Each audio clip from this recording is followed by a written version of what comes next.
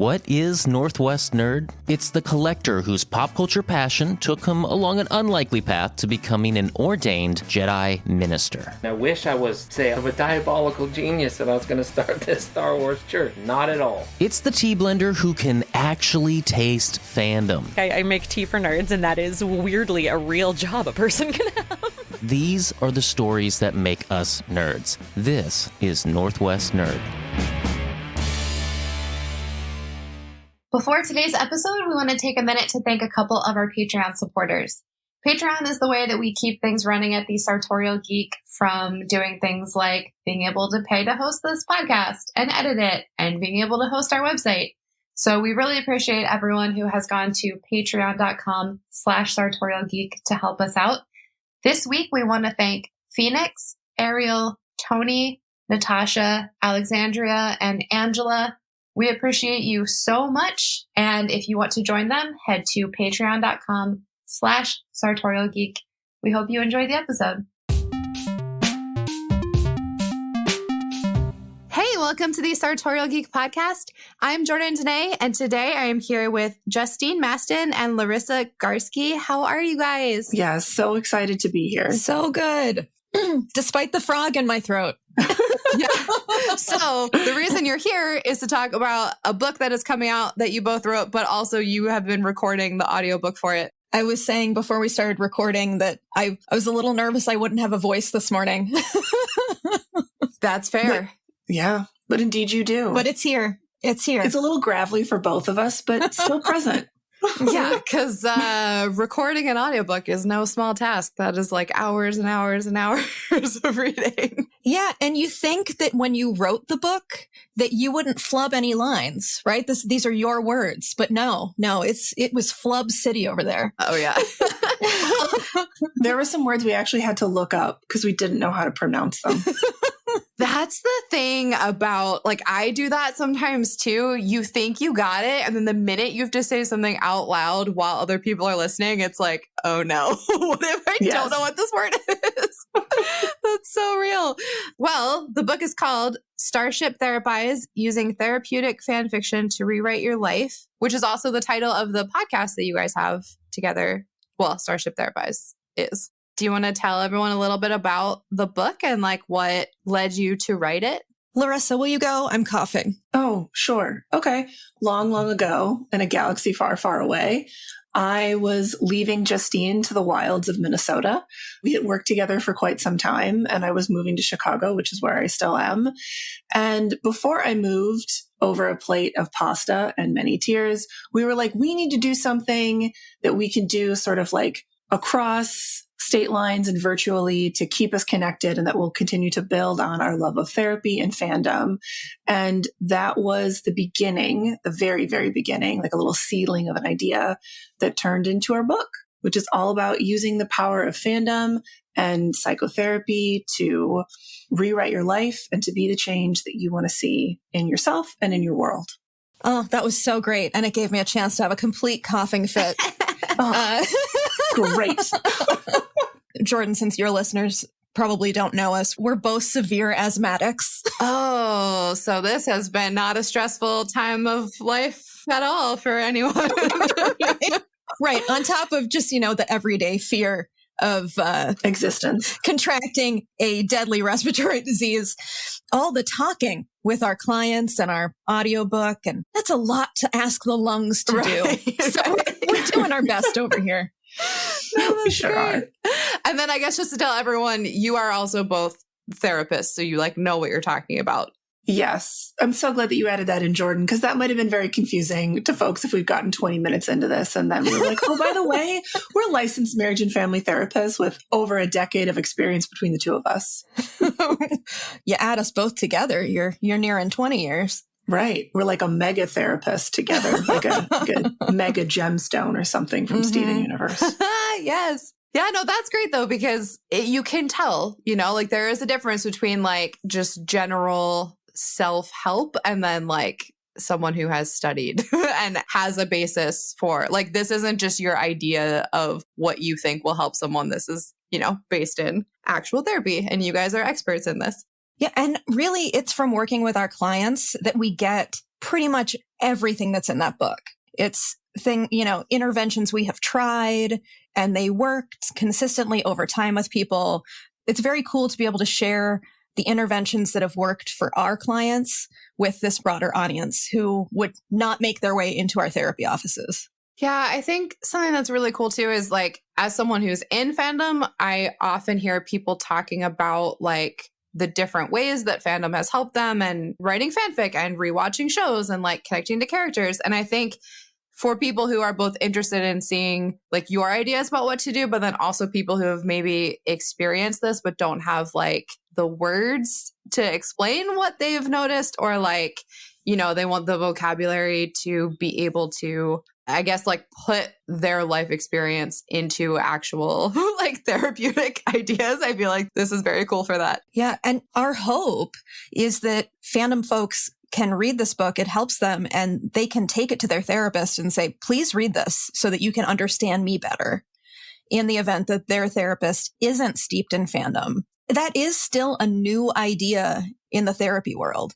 We're still very much strange creatures in our field. There's more of it, but I absolutely will still talk to a group of therapists about the importance of incorporating modern mythologies, which is what I call pop culture stories. And they're like, pop culture in the therapy room? Are you sure you have degrees? Right. Which is so sad. And, this isn't the only industry where it does feel like, sometimes there's this idea that like nerdy things or pop culture is like for kids or like not serious or something. And that's just not correct. Right. Well, and it's a both end too. I mean, this business of if it's not, whether or not it's serious, I mean, it is serious. It does seriously help people. But there's also the other side of it that therapy doesn't have to be all serious all the time. It can be playful and whimsical and funny. I mean, I'm trying to figure out how to say this because I wouldn't want any potential therapist listeners to feel sort of called out or criticized by this. It's not how I mean it. But if we don't have play, if we're not bringing in anything from media or pop culture, sometimes therapy can start to feel almost a little boring. Yeah, I don't mind calling people out. You're much more mindful than I am. Yeah, I think we, in our culture, do not give nearly enough voice to the importance of play for everyone at all ages. There's that quote from Mr. Rogers that I'm going to butcher that is something to the effect of play is the work of children. And like, yes, it is. And also it is the meaning making of adults. Yes, that's so well said. And I think like one of the things I love about fandom is that it is sort of this instant connection, or like, you can drop a character's name and then it brings in, decades of story that you don't have to tell. And I imagine that is like incredibly helpful as a therapy tool or even just a communication tool that like. It's a shortcut to understanding. If you tell me that you're a Destiel shipper, which I am, I'm talking about myself. I've been eyeing up that Destiel trash shirt you have. That gives me so much information about that other human that it might have taken 3 sessions for them to explain to me. But, telling me they have this strong connection to both Dean Winchester and Castiel and put them together. Like, yeah, okay. I understand a lot about your psyche just from that information. Yeah. Well, and it brings in the power of spoken language in a way that, I mean, obviously we're not sorceresses, we're not doing magic on clients, but in terms of like finding powerful objects of symbolism or finding words that evoke powerful feeling, we are doing a kind of magic. And one of the things that I found to be so fascinating and frankly just like totally cool is that I will sometimes bring up a phrase from fandom. Like one of my most favorite quotes from one of my most favorite series is The Magicians, and different characters in that TV show will say the line, "Magic comes from pain." And I have used that phrase when helping clients process trauma, and it is just as effective with a client who is a huge fan of The Magicians as it is to a client who's not a big fan of The Magicians, but for whom fandom is important because there's this innate openness and understanding to the real transformative power that language has. That's so cool. I'm so excited that this book exists. Can you tell me about like some of the parts of this book, or like what you actually go into and what the different chapters are, and like what kinds of stuff people will find when they pick up your book? Yeah, absolutely. And I'll vamp for a minute and give Larisa a chance to actually pull up the chapters, because I know that you have those handy. But, some of the stuff we get into is we explain therapeutic fan fiction, what we mean by it. We go into the history of fanfic, how Slash was born and all that. We also talk about one of my absolute favorite topics in the whole world, which is social constructionism. That is one of your absolute favorite topics. It is one of my absolute favorite topics, which, if you're new to this, folks at home, social constructionism is questioning the social norms we see all around us and basically asking, how do they serve us? How do they harm us? And we believe that they are true until we start to question them and go, oh, I was told this was true, but I don't actually believe it. A lot of this stuff is around bodies and food. We're told something like carbs are bad, and we take that as an absolute truth. But if you sit with it for a minute, are carbs a moral bad? Like, is broccoli a moral good? I don't believe food is sentient. I don't believe certain types of things before they become food are sentient. Right. Yeah. But in my example of broccoli and carbs. Totally. But thank you for naming that as a decades-long vegetarian. But if we start to question it, we can go, wait, I reject that.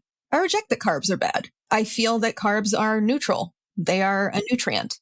And doing that with each and every aspect of our life, which can feel a little bit exhausting, is also so freeing. There are all these beliefs that you think are true that you can just let go of. I don't need that one anymore. I don't have to worry about eating this bread. I don't have to think about it. I love that. I had never heard that before, so I'm learning new things already. That's awesome. Social constructionism. Yeah. So, Larisa, did I vamp long enough for you to pull up what some of the other chapters are? You did. And I want to kind of like add on to your vamping here. Beautiful. Because if you're really down with the phrase social constructionism as a listener, wonderful. We support you and salute you. But in the book, we try to make it more fun because that's kind of our deal. And so we have renamed it the Westworld Construct, very much pulled from HBO's Westworld, which is a show about a park that is entirely constructed and made by humans. And we picked that phrase to stand in for social constructionism for maybe some obvious reasons, because so much of our society and our culture, as you just said, Justine, has been created just like the Westworld Park. And while that can be overwhelming and sometimes even horrifying, I think it can also be really freeing, because it's such a wonderful reminder that if something huge and systemic in our society isn't working, like the police force, we can change it. We can do something different. We have that power and that ability.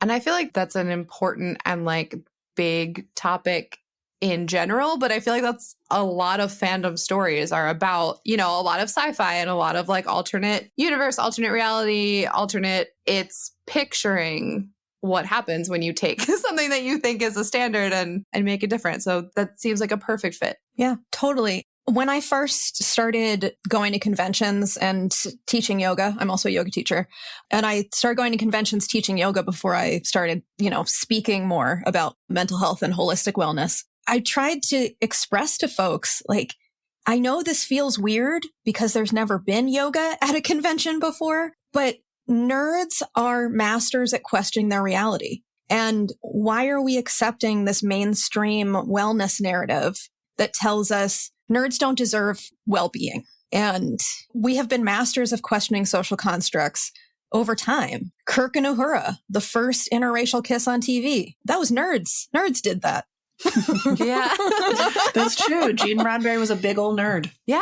And that's definitely something I have learned so much about different ways to live and different ways to view things, and basically like rethinking a lot of what I just thought was like the way things just always are because of fandom and conventions and meeting new people. And I'm so thankful for that. But I think this is like the perfect community to have those conversations in, which is very cool. I'll throw it right back over to you, Larisa, in 1 sec. And, pulling in my background as a yoga teacher, each one of our chapters ends with, a fandom yoga sequence or a meditation. I love that. Accompanied by the cutest art. If you, listener, are a convention goer, when we could still go to conventions, there's an artist named J. Salvador Ramos. He does a series of art he calls Super Emo Friends. I love Super Emo Friends. I've sold next to them a bunch.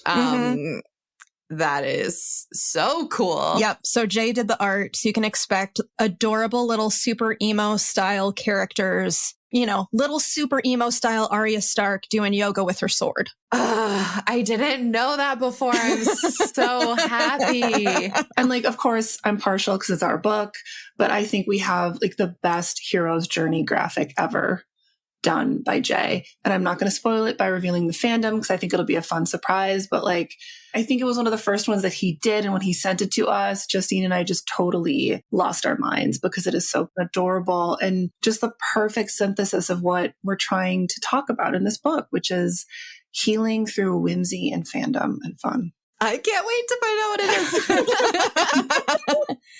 is. That's so awesome. So, Larisa, will you tell the folks a few more of the chapter headings, like some other stuff we talk about?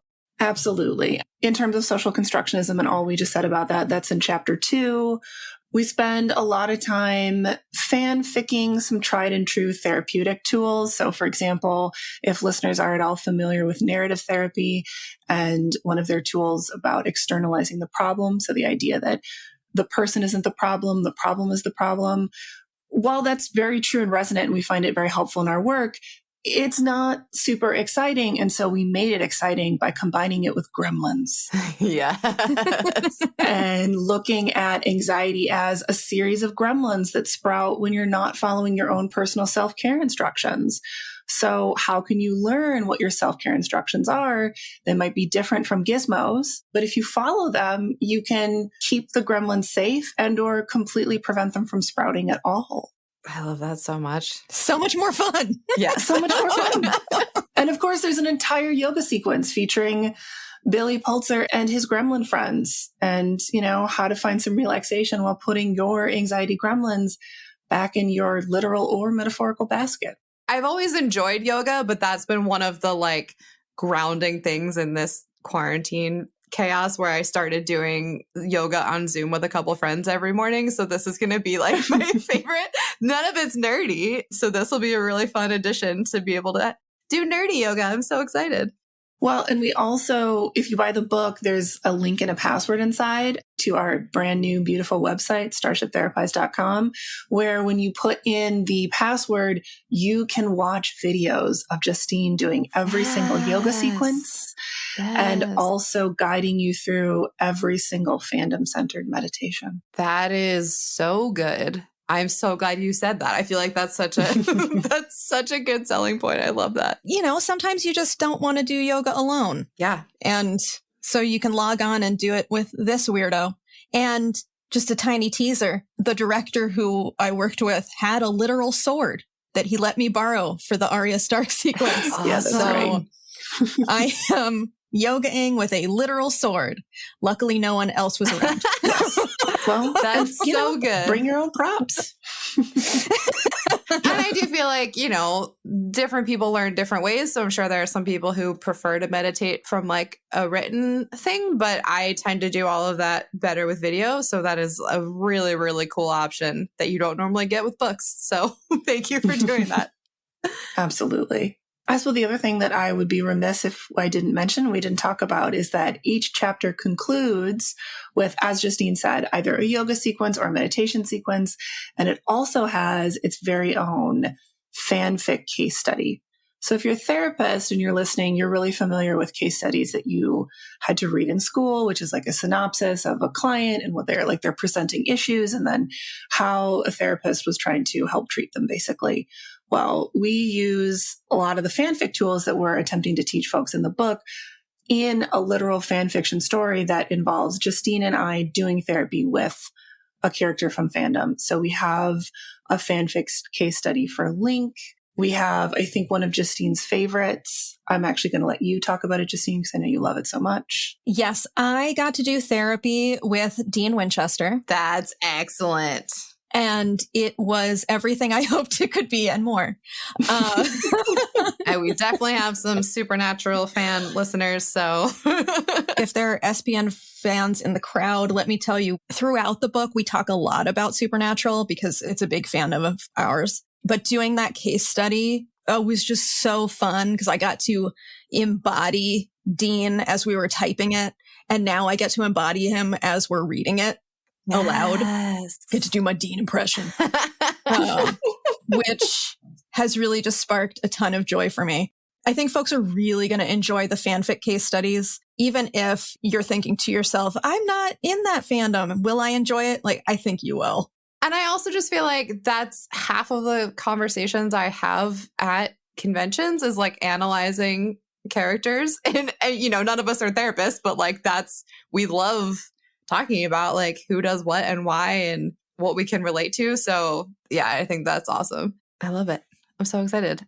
People can pre-order the book now and it comes out on the nerdiest day of is it? I feel like it's the nerdiest day of the year. One of the nerdiest days of the year. The most widely accepted nerd day of the year. Yeah, so this book is out May 4th. And it's available for pre-order until then, if you're listening before May 4th, or you can just purchase it afterwards. And like we said, it's available or is the audiobook available then too, or those come out later? Audiobook will come out a little bit later, late June, I think. The audiobook takes just a little bit longer because we're, making it later. Yeah. Plus they just take a long time. So it just takes a long time. There's lots of editing. I invite you to pick up a virtual copy that you can listen to and a literal copy that you can hold in your hands. It's there whenever you need it, whether you want to listen or hold the book in your hands. Because we do have in there, some writing prompts, like questions for reflection. And there's a coloring sheet at the end, a beautiful mandala coloring sheet. So. Yeah, which is all Jay's art in a mandala. Wow. Yeah, it's real cute. Come for the therapy, stay for the cute buddies. Yeah. Exactly.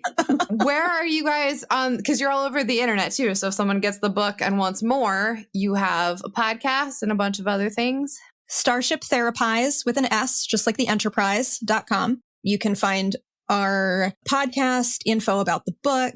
You will be able to access those videos once you buy the book and get the code. You can find me, Justine, at blueboxcounseling.com, where I have decided that I didn't want to charge for my yoga classes anymore. So you have access to every virtual yoga class I have recorded for free on that website. Wow. So note to you, Jordan, and your morning yoga folks. Now I can do nerdy yoga.